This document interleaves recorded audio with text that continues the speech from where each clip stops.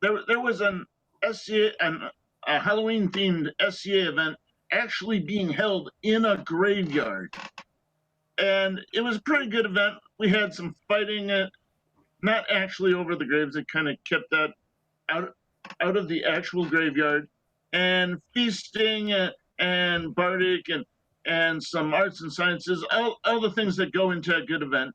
And that evening, the people gathered for the feast, and there was many delicacies served. There was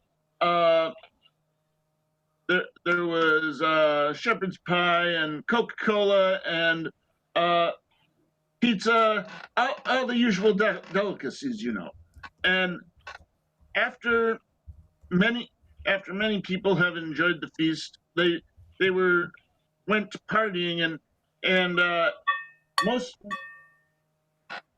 Hilla. Most of them had comfortably settled onto their chairs when they felt a strange something inside them, for what they did not know is that the shepherd's pie had been made with real shepherds. Oh no, what shall we do? Well, you see, the Coca-Cola that they had drunk started to bring the shepherds to life within them. Now this greatly troubled the people, and it greatly troubled the royals who were there at the event. And they said, well, what shall we do? We must create an elixir. An elixir, said the herald. What shall we do with an elixir? Well, of course, we shall sprinkle it over the dead to save us, said the queen, being very wise. The king just looked at the queen with this look. Kateryn. And he said, spread it over the dead. We have ingested corpses which are coming back to life within us. And you're suggesting we spread this out over the graveyard. Do I understand this correctly? And the queen said, this isn't in the known world handbook. Cut me some slack here. Fortunately, a bard stepped forward, and this bard had not partaken of the shepherd pie, for she was a vegetarian.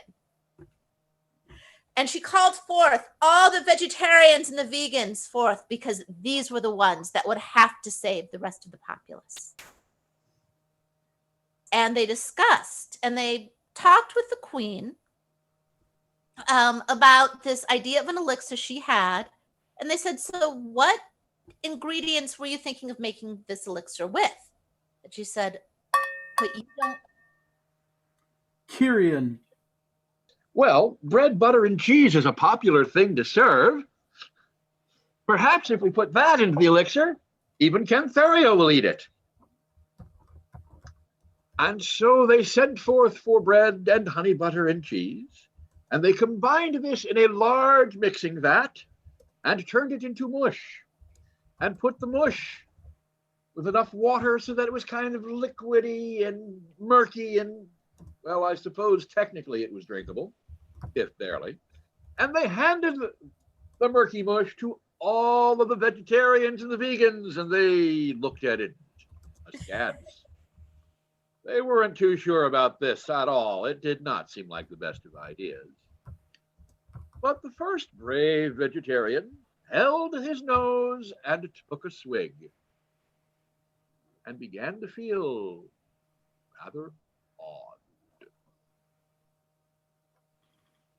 Before his eyes, the room and the graveyard seemed to shimmer and shift. And as he looked at his fellow not-so-vegetarian diners, he thought he could almost kind of see two people standing where he knew there had been but one. Hildy. And so he nodded and gave a thumbs up to the queen and said, it's working. So all the other vegans and vegetarians held their noses and bravely took a swig. And then they all began to see the room shimmer and shift. And they all began to see two people standing where the one shepherd's pie eater had stood. So then they decided to take the rest of it since it really was pretty nasty and one swig had seemed to do the trick. And they sprinkled a trail from the feast area to the graves, hoping to entice the spirits back to where they belonged. And then they poured the rest of the mush over the gravestones. Caroline. But the dead, the walking dead, were going and going. And the vegetarians and vegans didn't think they could hold them back. So they scooped up even more in their mouth, and they tried spitting as far as they could because it was fun to do that. And finally, the king and the queen said, "We will ask our mage and our wizard to help us out. Go with the vegetarians and the vegans and make sure the dead are returned to their graves and no one has to be walking dead."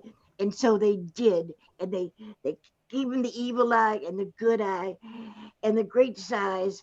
And all the knights said, "We welcome the vegan and the vegetarians to come to our feast. And we promise from now on, we will have more for them to eat."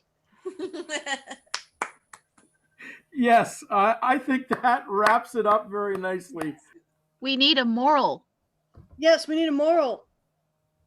And the moral of the story is never hire Mrs. Lovett to be your feastocrat. Yes.